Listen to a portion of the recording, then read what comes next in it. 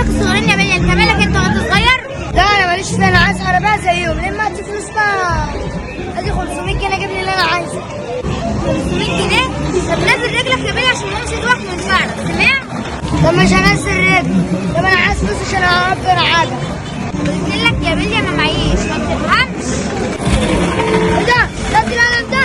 طب ماشي. سيبوا هنا شويه وبعد كده بقى بلاعب العيال. يا